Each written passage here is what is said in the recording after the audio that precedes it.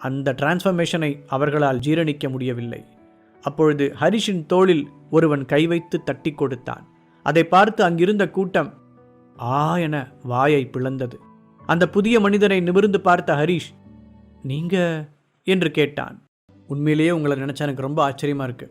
தனி ஆளா ஒரு கரடி கூட சண்டை போட்டு அதை தோக்கடிச்சு துரத்தி விட்டுருக்கீங்க.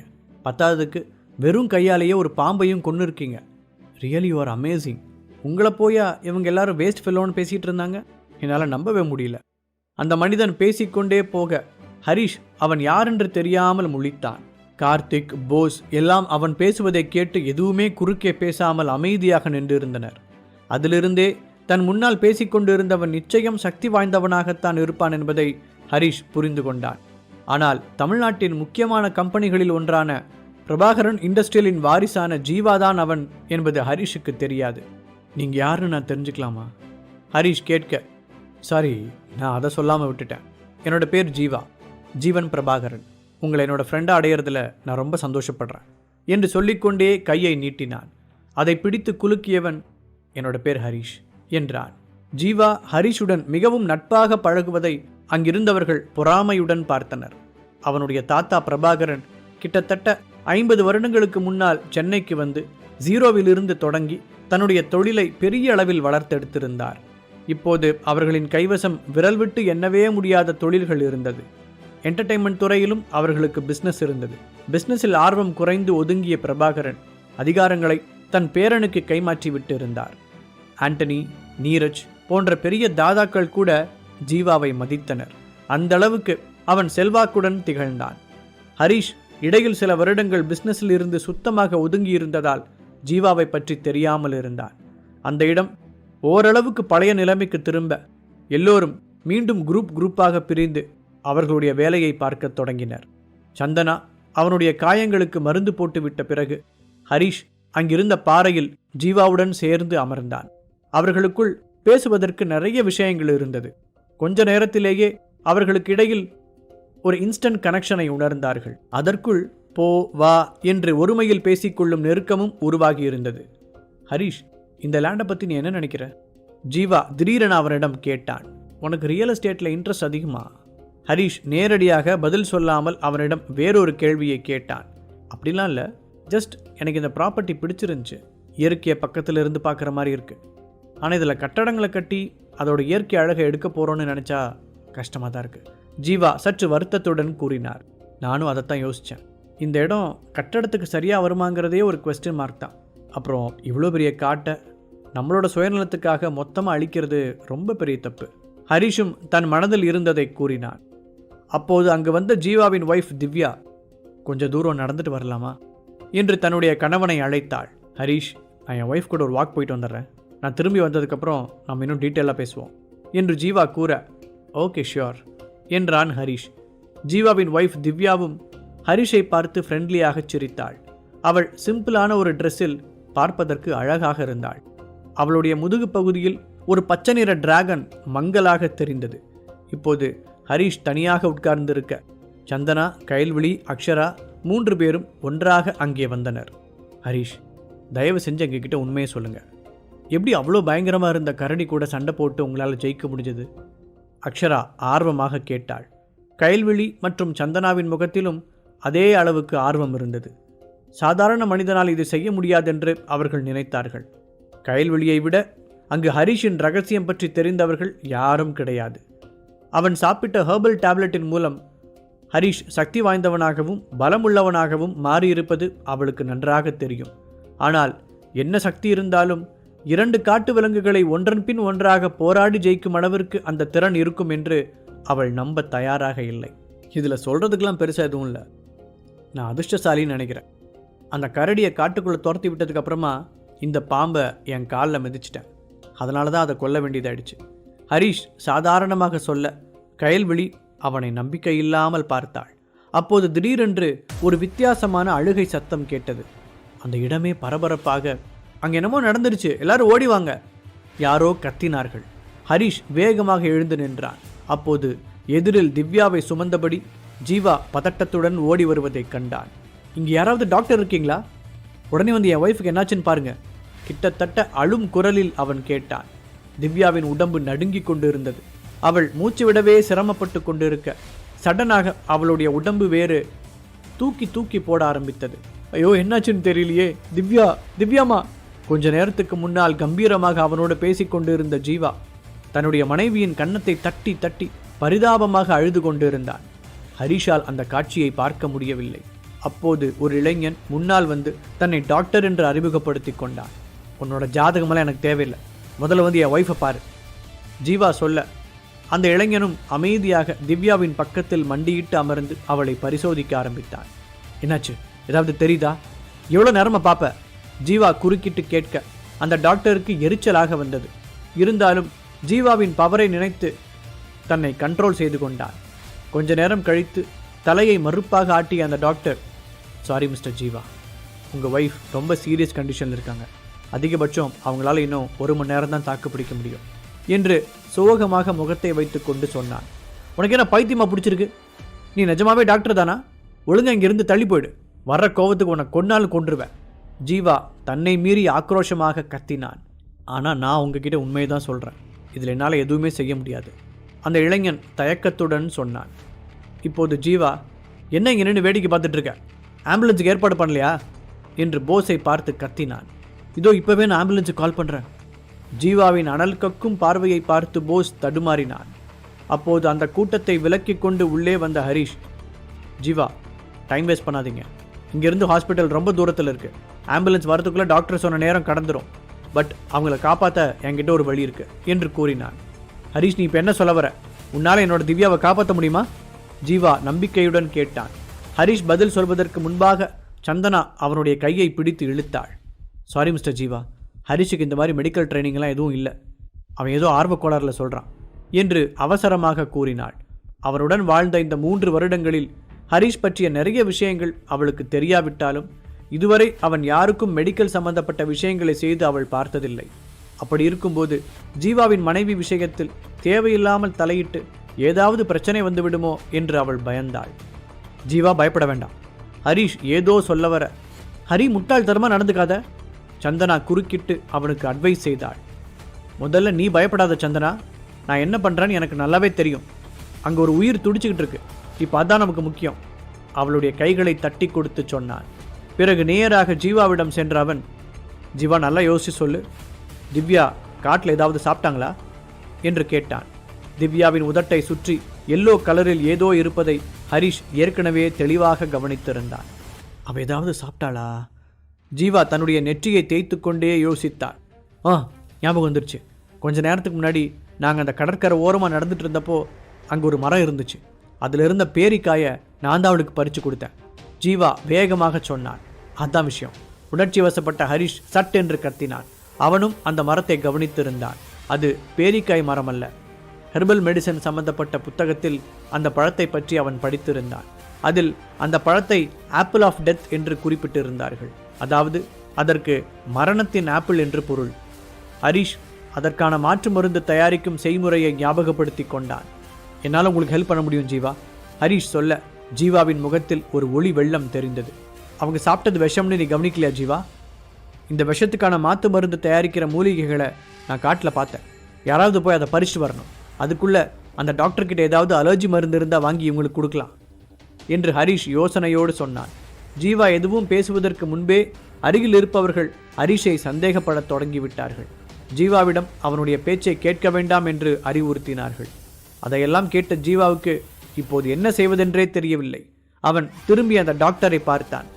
ஹரிஷ் சொல்றதை பற்றி உனக்கு ஏதாவது ஐடியா இருக்கா என்று ஜீவா கேட்க அவன் இல்லை என்று தலையை ஆட்டினான். சில மூலிகைகள் நோயை குணப்படுத்தும்னு நான் படிச்சிருக்கேன். இவர் சொல்றது அதுவாக இருக்கலாம். அந்த டாக்டர் மெதுவாக சொன்னான். இவனை போய் நம்பி இவ்வளோ பெரிய பொறுப்பு கொடுக்குறீங்க. இவனே ஒரு அறகுறை, எதையும் உருப்படியாக செய்ய மாட்டான். கார்த்திக்கும் போஸும் ஆளுக்கு ஒரு பக்கம் குறை சொல்ல ஹரிஷ் எரிச்சல் அடைந்தான். ஜீவா, இவங்க 2 பேருக்கும் ஏதோ ட்ரீட்மெண்ட் தெரியும் போல. நான் அவனை விளைவிக்கிறேன், நீங்கள் அவங்கள வந்து பார்க்க சொல்லுங்கள். ஹரிஷ் அமைதியாக கூறினான். வேணும்னே எங்களை வம்பில் மாட்டிவிட பார்க்குறியா? போஸ் சத்தமாக கத்தினான். நீ அவரை ஏமாற்ற ட்ரை பண்ணலாங்கிறத நாங்கள் எப்படி நம்புறது? கார்த்திக் அவனுடைய பங்குக்கு மறுபடியும் நக்கலடித்தான். ஒரு உயிர் ஊசலாடி கொண்டிருப்பதை பற்றி அவர்கள் இருவருக்கும் எந்த அக்கறையும் இல்லை. முதல்ல நீங்கள் எதுக்காக நம்பணும்? ஜீவா என்னை நம்புகிறான், அவனுக்காக நான் செய்கிறேன். உங்களுக்கு இதை பற்றி தெரியலன்னா அமைதியாக வாயை மூடிட்டுருங்க. ஹரிஷே ஒரு கட்டத்தில் பொறுமை இழந்திருந்தான். ஹரிஷ் சொல்கிறது சரிதான். உங்கள் 2 பேரில் யாராவது ஒருத்தர் இன்னொரு தடவை வாயை திறந்தீங்க, அப்புறம் வாழ்நாள் ஃபுல்லாக உங்களால் பேசவே முடியாது. ஜீவா எச்சரிக்க அந்த இடமே அமைதியானது. பிறகு ஹரிஷை திரும்பி பார்த்தவன், ஹரிஷ், நான் உன்னை முழுசாக நம்புகிறேன். எப்படியாவது என்னோடய ஒய்ஃபை காப்பாற்றி கொடுத்துரு என்று கெஞ்சும் குரலில் சொன்னான்.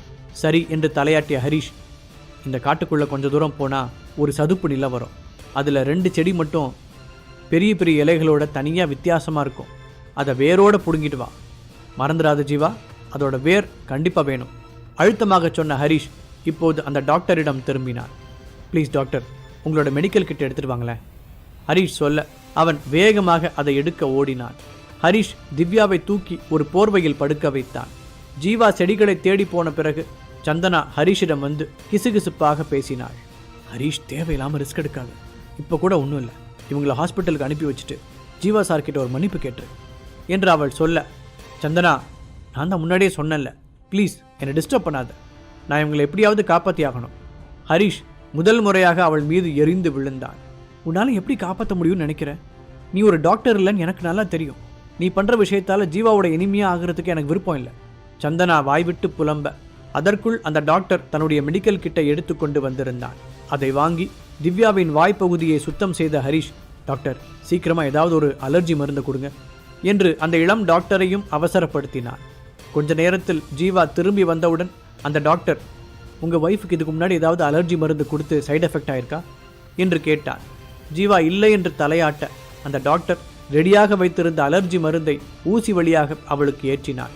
கவலையோடு பார்த்து கொண்டிருந்த சந்தனா, சாட்சிக்காரன் காலில் விழுவதை விட நேராக சண்டைக்காரன் காலிலேயே விழுந்து விடலாம் என்று ஜீவாவிடம் வந்தாள். நிஜமாவே ஹரிஷுக்கு இதை பற்றின நாலேஜ் இருக்கான்னு எனக்கு தெரியல. நீங்கள் அவங்கள உடனே ஹாஸ்பிட்டல் கூட்டிகிட்டு போக ஏற்பாடு பண்ணிங்கன்னா பெட்டராக இருக்கும் என்று அவள் சொன்னாள். ஜீவா, சொன்னால் கேளுங்க, அந்த ஹரிஷ் ஏதோ ஏமாத்து வேலை பண்ணுறான்னு நல்லா தெரியுது. நாம் உடனே உங்கள் ஒய்ஃபை ஹாஸ்பிட்டல் கொண்டு போய் ஆகணும், போஸ் பதட்டத்துடன் கூறினான். இப்படியே ஆளாளுக்கு ஒன்று கூற, எல்லாரும் கொஞ்சம் வாயை மூடுறீங்களா என்று கத்தினான் ஜீவா. நீங்கள் எல்லாரும் ஹரிஷ் என்னோட ஒய்ஃபை கொன்றுவான்னு பயப்படுறீங்க. உங்கள் அக்கறைக்கு ரொம்ப தேங்க்ஸ். ஆனால் டாக்டர் சொன்னதை நீங்களும் கேட்டுட்டு தானே இருந்தீங்க. 1 மணி நேரத்துக்கு மேலே அவள் உயிரோடு இருக்க முடியாதுன்னு அவர் தான் சொன்னார். எவ்வளோ வேகமாக ஆம்புலன்ஸ் வந்தாலும் அதுக்குள்ளே என்னோட திவ்யாவை ஹாஸ்பிட்டலுக்கு கூட்டிகிட்டு போக முடியாது. ஸோ இப்போ எனக்கு ஹரிஷை நம்புறதை தவிர வேறு ஆப்ஷன் இல்லை. நீங்கள் யாரும் பயப்படாதீங்க. அவளுக்கு ஏதாவது ஆச்சுனாலும் நான் உங்கள் யாரையும் குறை சொல்ல மாட்டேன். ப்ளீஸ் இப்போ தயவு செஞ்சு எனக்கு ஹெல்ப் பண்ண வந்த ஒருத்தனை நிம்மதியாக அதில் ஃபோக்கஸ் பண்ண விடுங்க. ஜீவா அந்த கூட்டத்தை பார்த்து கையெடுத்து கும்பிட்டான். அவனுடைய கண்கள் கலங்கி இருந்தது. அதை கேட்டு சந்தனா திகைப்புடன் ஹரிஷை பார்த்தாள். எவ்வளோ வேகமாக ஆம்புலன்ஸ் வந்தாலும் அதுக்குள்ளே என்னோட திவ்யாவை ஹாஸ்பிட்டலுக்கு கூட்டிகிட்டு போக முடியாது. ஸோ இப்போ எனக்கு ஹரிஷை நம்புறதை தவிர வேறு ஆப்ஷன் இல்லை. நீங்கள் யாரும் பயப்படாதீங்க. அவளுக்கு ஏதாவது ஆச்சுனாலும் நான் உங்கள் யாரையும் குறை சொல்ல மாட்டேன். ப்ளீஸ் இப்போ தயவு செஞ்சு எனக்கு ஹெல்ப் பண்ண வந்த ஒருத்தனை நிம்மதியாக அதில் ஃபோக்கஸ் பண்ண விடுங்க. ஜீவா அந்த கூட்டத்தை பார்த்து கையெடுத்து கும்பிட்டான். அவனுடைய கண்கள் கலங்கி இருந்தது. அதை கேட்டு சந்தனா திகைப்புடன் ஹரிஷை பார்த்தாள். ஹரிஷ் என்னோட சொந்த ஹஸ்பண்ட். எனக்கு அவன் மேலே முழுசாக நம்பிக்கை வரல. ஆனால் அன்னைக்கு அக்ஷராவோட ஜுவல்லரி ஷாப்பில் பிரச்சனை நடந்தப்போ அக்ஷரா அவனை முழுசாக நம்புனான். இப்போ இந்த ஜீவாவுக்கு ஹரிஷை எவ்வளோ நேரமாக தெரியும்? அதிகபட்சம் ஒரு 3 மணி நேரம் தெரியுமா? அவர் அவனை முழுசாக நம்புகிறாரு. எனக்கும் ஹரிஷுக்கும் கல்யாணமாகி 3 வருஷமாச்சு. நான் இன்னும் அவனை சந்தேகப்பட்டுக்கிட்டு தான் இருக்கேன். ஒருவேளை நான் ஹரிஷை சரியாக புரிஞ்சுக்கலையோ? தனக்குள் யோசித்த சந்தனாவிற்கு குற்ற உணர்ச்சியாக இருந்தது. அந்த டாக்டர் திவ்யாவை கவனித்து கொண்டிருக்க ஜீவா காட்டுக்குள் சென்று ஹரிஷ் சொன்ன மூலிகை செடிகளை வேரோடு எடுத்துக்கொண்டு வேகமாக மூச்சிறைக்க ஓடி வந்தான். ஹரிஷ் ஜீவா எடுத்து வந்த செடிகளை வாங்கி கொண்டு நகர்ந்தான். அவங்களுக்கு சீக்கிரமாக குணமாகணும்னா இதை வச்சு ஒரு மருந்து தயாரிக்கணும். அதுக்கு தேவையான பொருட்கள் எல்லாம் கிச்சனில் தான் இருக்கும். சமைக்கிறதுக்கு கொண்டு வந்த பொருள்லாம் எங்கே இருக்குது? ஹரிஷ் பொதுவாக கேட்க அருகில் நின்றிருந்த ஒருவர் சமையல் பொருட்களை அடுக்கி வைத்திருந்த இடத்தை கை காண்பித்தார். ஹரிஷ், உனக்கு ஹெர்பல் மெடிசன் தயாரிக்க தெரியுமா? ஜீவா பயத்துடன் கேட்டான். இதுவரை அமைதியாக இருந்தவர்கள் இப்போது மறுபடியும் அவனை கேலி செய்ய தொடங்கினார்கள். இவனா வைத்தியரா? அவங்களுக்கு தான் இந்த மூலிகைகளெல்லாம் வச்சு மருந்து தயாரிக்க தெரியும். ஜீவா சார் அவசரப்பட்டு இவனை நம்பிட்டாருன்னு நினைக்கிறேன். பாவம், அவரோட ஒய்ஃபுக்கு எதுவுமே நடக்காமல் அந்த கடவுள் தான் காப்பாற்றணும் என்று ஆளாளுக்கு அவனுடைய முகத்திற்கு நேராகவே பேசினார்கள். அதையெல்லாம் புறக்கணித்த ஹரிஷ் நிதானமாக தன்னுடைய வேலையை செய்தான். இப்போது கைல்விழி நம்ப முடியாத ஆச்சரியத்துடன் அவனை பார்த்தாள். அவள் ஏற்கனவே ஹரிஷ் கொடுத்திருந்த ஒரு ஹெர்பல் டேப்லெட்டை எடுத்திருக்கிறாள். ஏன், போஸுக்கு கூட ஒன்று பரிசாக கொடுத்தாள். ஆனால் அதை அவனே உருவாக்க முடியும் என்று அவள் எதிர்பார்க்கவில்லை. ஏன் ஹரிஷ், இந்த லாஸ்ட் 3 இயர்ஸா எங்கள் ஃபேமிலியில் இருந்துக்கிட்டே ஹெர்பல் மெடிசன் பற்றி சீக்ரெட்டாக படிச்சியா? கார்த்திக் கிண்டலாக கேட்டான். இப்போது ஹரிஷ் அவனை கண்டுகொள்ளாமல் அந்த மருந்தை தயாரிப்பதில் தீவிரமாக கான்சென்ட்ரேட் செய்தான். தேவையானதை செய்து முடித்த பிறகு கார்த்திகையும் போஸையும் திரும்பி பார்த்தவன், நீங்கள் 2 பேரும் இப்போ உடனே இந்த இடத்துல நெருப்பு மூட்டி கொடுங்க என்றான். என்ன விளையாடுறியா? இந்த நேரத்தில் எப்படி நெருப்பை மூட்ட முடியும்? இங்கே என்ன விறகா இருக்கு? கார்த்திக் கோபமாக கேட்டான். அதில் தான் விஷயமே இருக்கு. விறகுலையோ கேஸ் அடுப்புலையோ இதை செய்ய முடியாது. நிலையாக எரிகிற சுத்தமான ஒரு சுடரில் தான் இந்த வேர்களை காட்டி மருந்தை உருவாக்க முடியும். நீங்கள் என்ன பண்ணுறீங்க? பேசாமல் உங்கள் ஷர்ட்டை கழட்டுங்க. அதை சுருட்டி பற்ற வச்சா தீ ஒரே மாதிரி எரியும். ஹரிஷ் சர்வசாதாரணமாக சொன்னான். இவ்வளவு நேரம் அவனை தாங்கள் தொல்லை செய்ததற்கு ஹரிஷ் பழிவாங்குகிறான் என்று அவர்கள் நினைத்தார்கள். அப்படின்னா உன் ஷர்ட்டை கழட்டி நீ தீ வையி, எதுக்கு எங்களோடதை கேட்குற? போஸ் ஆத்திரத்துடன் சொன்னான். அப்போ உங்களுக்கு ஹெல்ப் பண்ண மனசு இல்லைன்னு ஜீவா கிட்ட சொல்லிடுறேன். ஹரிஷின் குரலில் லேசான கிண்டல் தெரிந்தது. ஹரிஷ் கேட்டும் அவர்கள் உதவி செய்யாததால் ஜீவாவின் முகம் இறுகி காணப்பட்டது. அதை பார்த்து பயந்த இருவரும் ஹரிஷை நினைத்து பல்லை கடித்தபடி தங்களுடைய சட்டையை கழட்டி கொடுத்தனர். உண்மையிலேயே அந்த மருந்தை தயாரிக்க ஒரு நிலையான சுடர் தேவை. இதற்கு முன்பு வீட்டில் தயாரிக்கும் பொழுது அங்கிருக்கும் பஞ்சு திரியை பயன்படுத்தி கொள்வான். இங்கு அதற்கு வழி இல்லாததால் தான் அவர்களின் ஷர்ட்டை கேட்டான். ஆரம்பத்திலிருந்தே ஒரு உயிரை பற்றிய அக்கறை கொஞ்சம் கூட இல்லாமல் அவர்கள் நடந்து கொண்டது ஹரிஷை கோபப்படுத்தி இருந்தது. அந்த கடுப்பைத்தான் இப்படி தீர்த்து கொண்டான். இல்லாவிட்டால் அவன் போட்டிருந்த சட்டையை கழட்டி எரிக்கக்கூட அவன் தயங்கி இருக்க மாட்டான். அவர்களின் ஷர்ட்களை வாங்கியவுடன் லைட்டரை எடுத்து ஹரிஷ் பற்ற வைக்க, நீ என்ன செய்கிறன்னு உனக்கு ஏதாவது தெரியுதா என்று கோபமாக கேட்டான் கார்த்திக். இன்னும் கொஞ்ச நேரம் பொறுமையாக இருந்தால் உங்களுக்கே என்ன விஷயங்கிறது புரிஞ்சிடும். ஹரிஷ் நிதானமாக பதில் சொன்னான். எங்களை பார்த்தா எதுவுமே தெரியாத 3 வயசு பச்சை குழந்தை மாதிரி தெரியுதா உனக்கு? போஸ் வெறுப்புடன் கத்தினான். ஹரிஷ் இப்போது சுத்தமாக அவர்களை இக்னோர் செய்துவிட்டு தன்னுடைய வேலையில் மூழ்கி போனான். தீச்சுடரை அளவாக வைத்தவன் கவனமாக அந்த வேர்களை எரிக்கத் தொடங்கினான். ஹரிஷ் கொஞ்ச நாட்களிலேயே இந்த டெக்னிக்கை தெளிவாக கற்று வைத்திருந்தான். மருந்து தயாரிப்பதில் மிக முக்கியமான கட்டமே இதுதான். ஹரிஷிடமிருந்து எந்த ரெஸ்பான்ஸும் வராததால் டென்ஷனான கார்த்திக் அக்ஷராவை பார்த்து, நீங்களாம் நல்லா படித்தவங்க தானே, உங்களுக்கு கூடவா தெரியல இவன் நம்ம எல்லாரையும் முட்டாளாக்குறான்னு என்று கேட்டான். அதற்கு அக்ஷரா என்ன பதில் சொல்லப் போகிறாள் என்பதை எல்லோரும் ஆர்வத்துடன் கவனித்தனர்.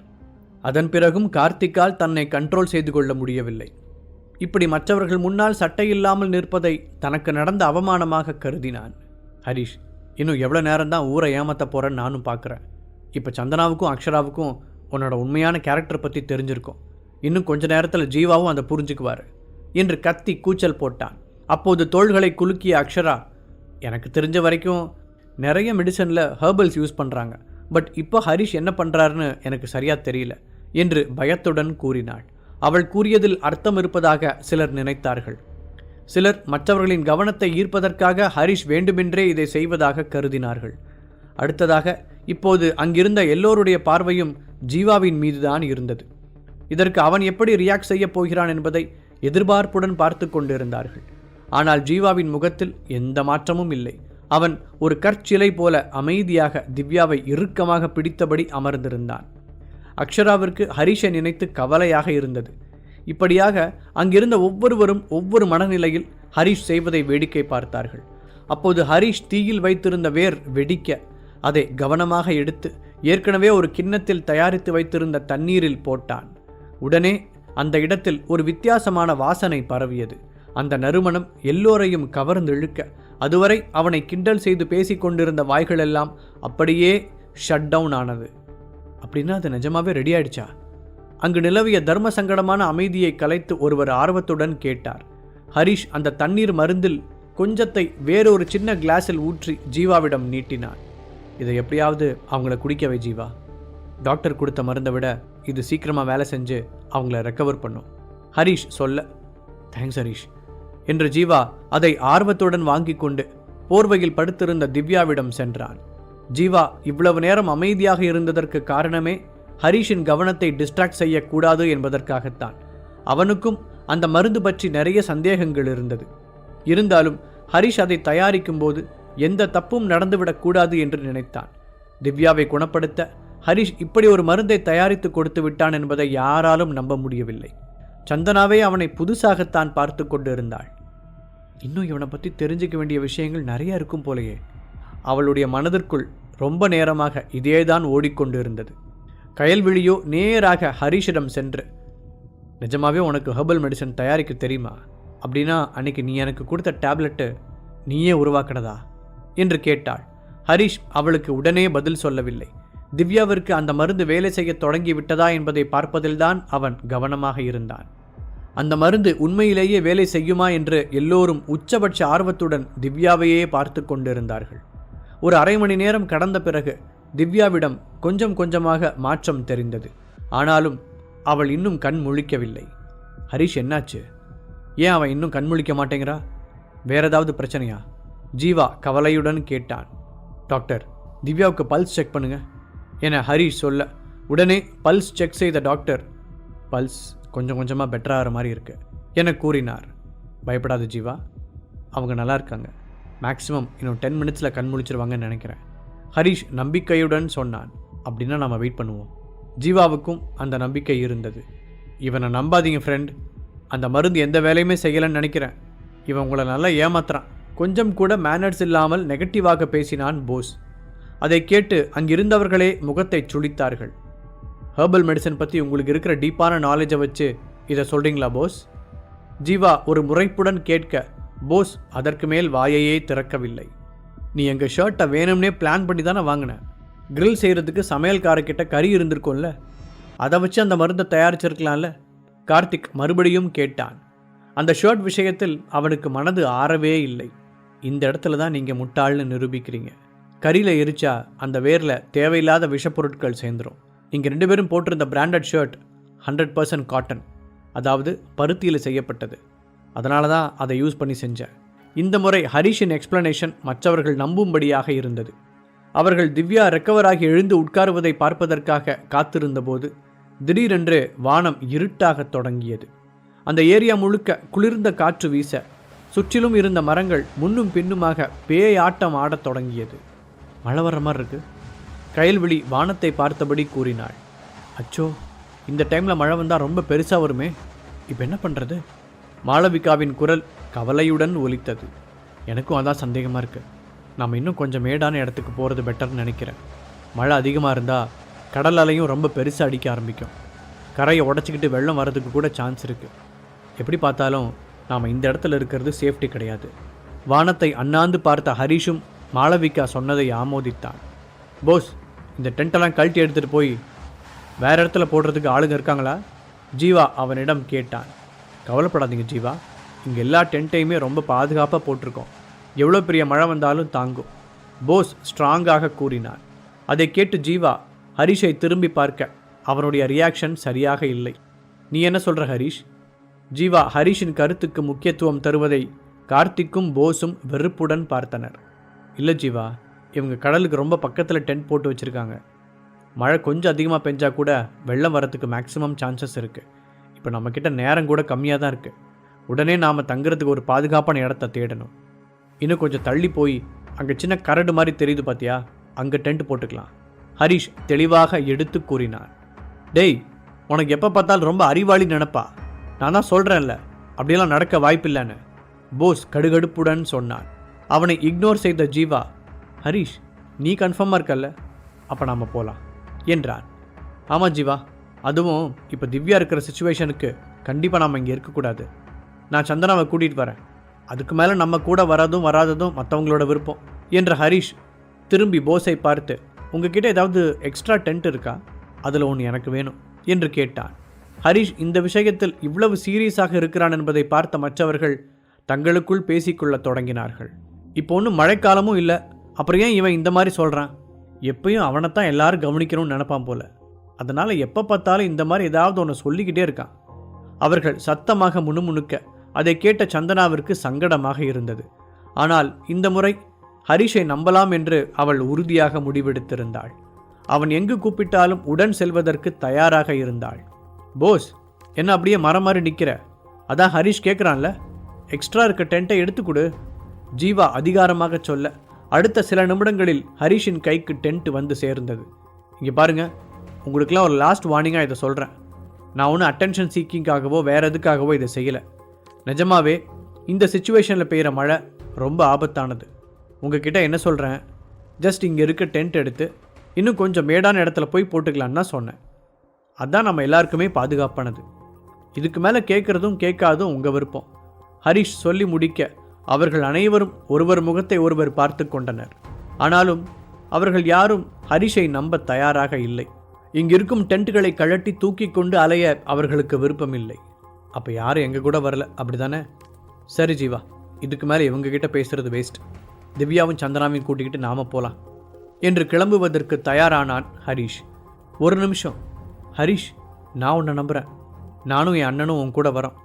அவன் முன்னால் வந்து நின்ற அக்ஷரா நம்பிக்கையுடன் சொன்னாள். பாக்கெட் எஃப்எம் ஆப்பை டவுன்லோட் பண்ணி கிங் ஆடியோ சீரீஸை கேட்க ஸ்டார்ட் பண்ணுங்க. லிங்க் டிஸ்கிரிப்ஷனில் கொடுக்கப்பட்டுள்ளது.